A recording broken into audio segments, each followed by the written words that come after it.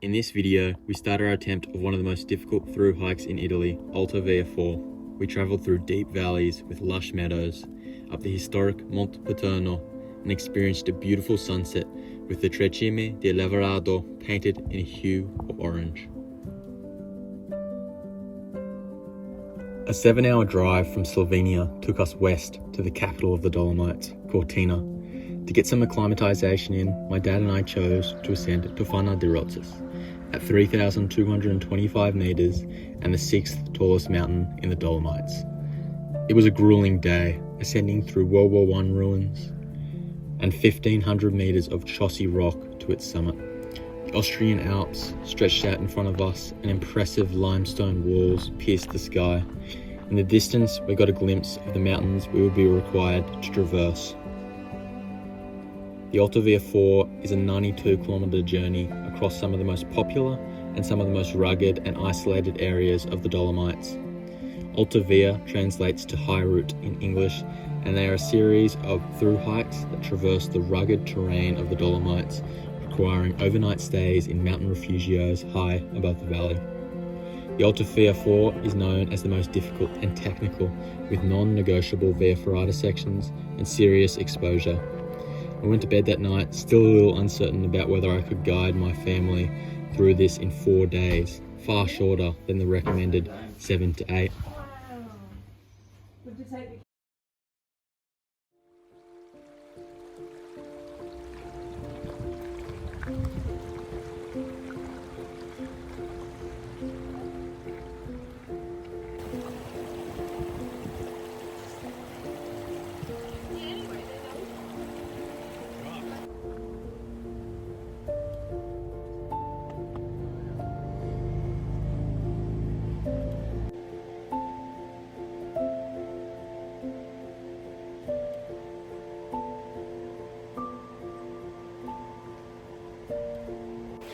Okay, day one on Alta Via 4.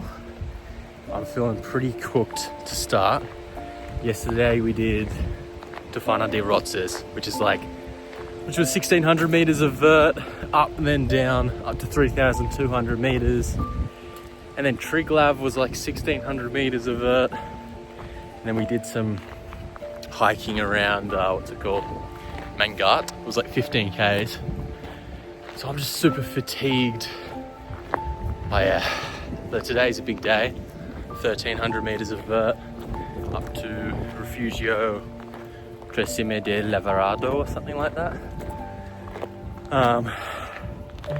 And then the next day is 30 Ks with via ferratas and shit. So yeah, lots to come. What I like about the Dolomites is it's such a contrast between the valleys, which are so lush and green, and then once you get up high, it's like you're on Mars. No water, rocky, barren. Yeah, they're pretty cool. And yeah, the mountains just rise straight up 1,500 meters, which just kills your quads. My quads are cooked. You can't train for this shit in Sydney.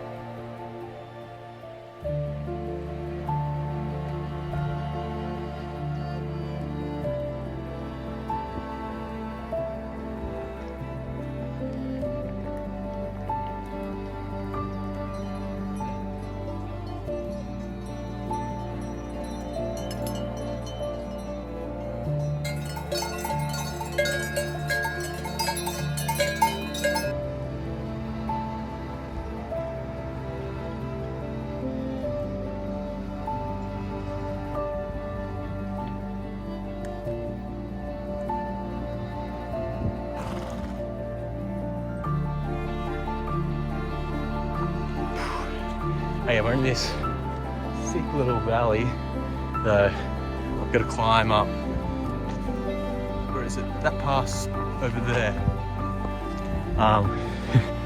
Technically we're supposed to check in like 3.5 hours, but we got 800 meters of vert and then another like 4Ks. So hopefully they don't give away our fucking spot. Otherwise, I don't know what we'll do.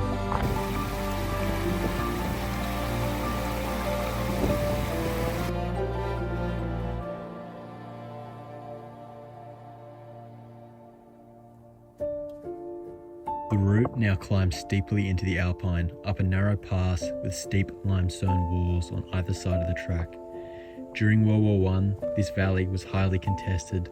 We saw man-made caves built into the cliffs around us, which were likely occupied by Italian snipers and machine guns who wanted to defend the valley.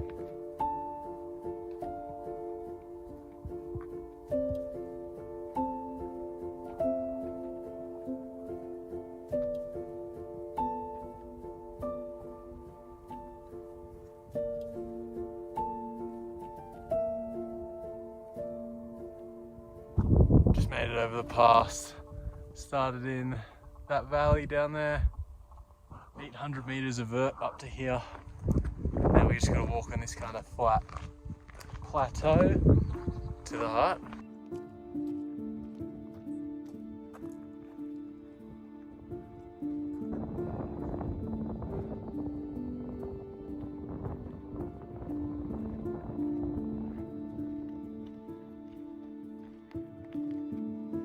The terrain plateaued and I gazed in awe at Tre Cime di Lavaredo's north faces.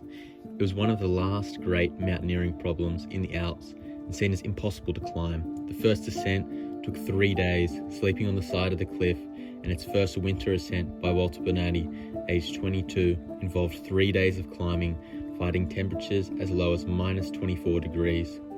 The wall represented a revolutionary change in mountaineering history, from climbing summits via their easiest routes to young post-World War I climbers pushing their limits to take on the most difficult and aesthetic lines.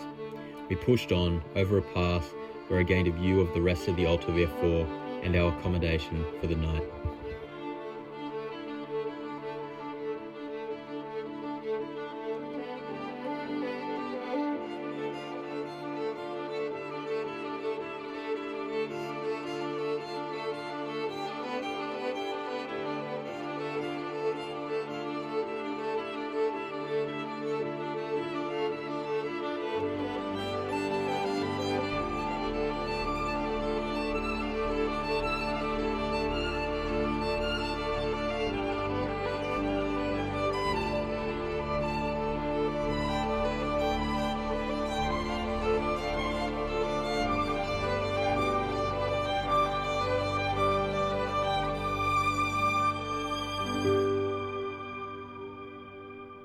So where we go tomorrow is, this is where we stay tonight, and then through this range here, over the top to our next Rifugio, and then kind of this way.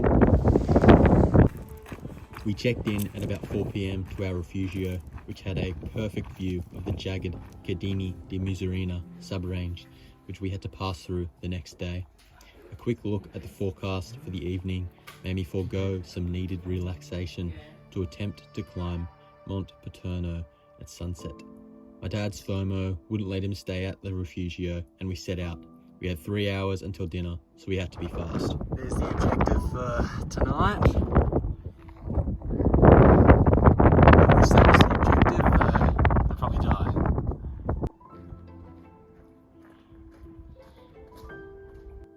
We began our ascent of the historic Monte Paterno, which reaches 2,744 meters. It was highly contested in World War I due to its strategic advantage, allowing for a view of several valleys and right on the border of Italy and Austria. The Italians were the first to occupy it, building the passageways to its summit and giving them a major strategic advantage during the war. However, in 1915, an Austrian team led by mountaineer Paternkofel attempted to climb the mountain's north face at night and overthrow the Italians, many of which he had climbed with and enjoyed a beer in the mountain huts before. He was killed, with some accounts saying he was gunned down or the Italians threw rocks at him until he fell to his death, with his son watching. The Italians, who deeply respected him, buried him at the summit and built a cross. As I climbed to the summit, I imagined what Paternkofel and innumerable soldiers would have felt. It was slightly eerie, standing there in a place of such beauty, but also a site of so much death and suffering.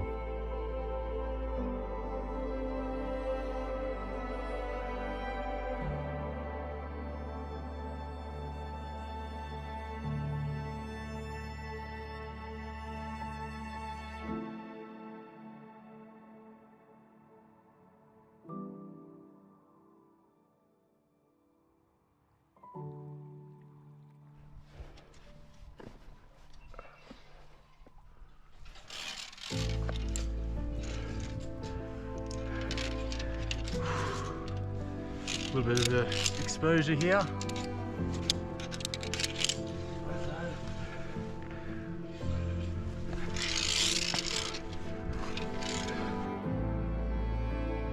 We pushed on up to the summit after a steep Via Ferrata section to the cross with Sepp Paternkoffel's name ingrained on it. The weather, solitude, and historical significance of the place created a somber mood with a fantastic view of the famous Tre Cime di Lavaredo.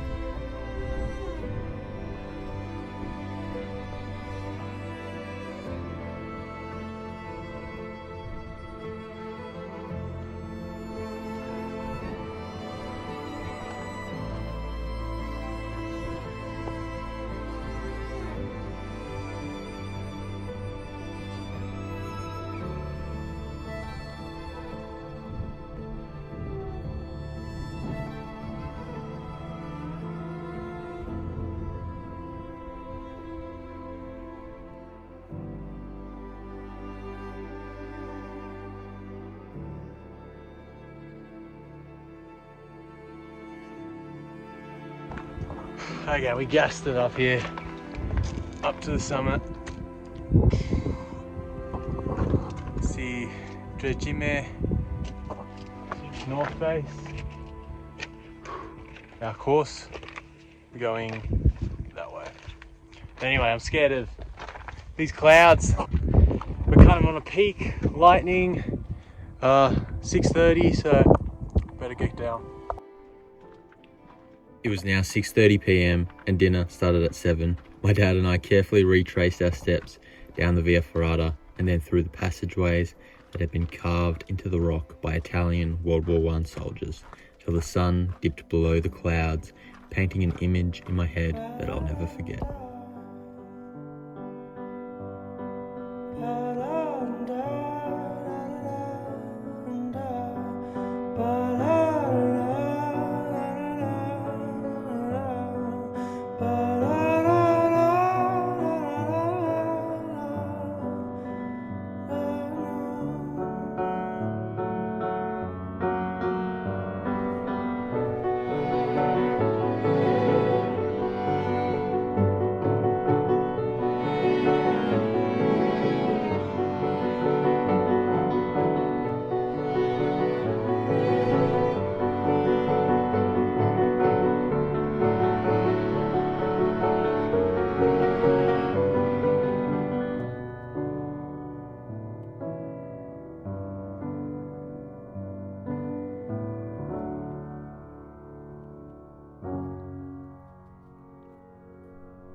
Je te laisserai des mots en dessous de ta porte, en dessous de la mur qui chante, tout près de la place où tes pieds passent, cachés dans les trous dans ton hiver. Et quand tu es seul, abandonné,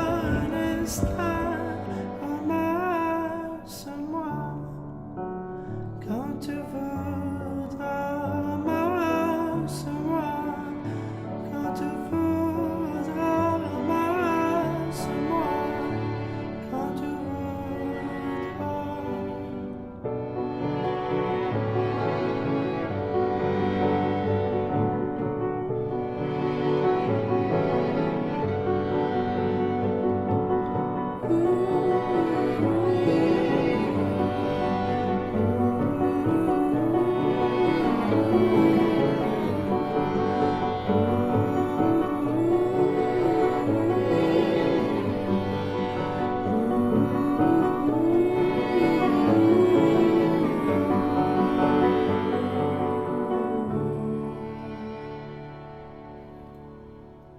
We showed up to the Rifugio 45 minutes late for dinner, though still got to enjoy a meal of pasta, lamb and yogurt with fresh berries.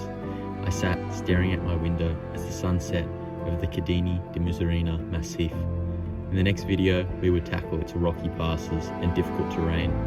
It's a range made famous by Instagram and filmed by thousands of influencers a day. However, it is rarely hiked and usually completed over 2 days. We would be tackling it in one and finishing at a refugio next to the famous Lago di Soropis, where we got to enjoy some authentic Italian hospitality and pasta with another memorable sunset.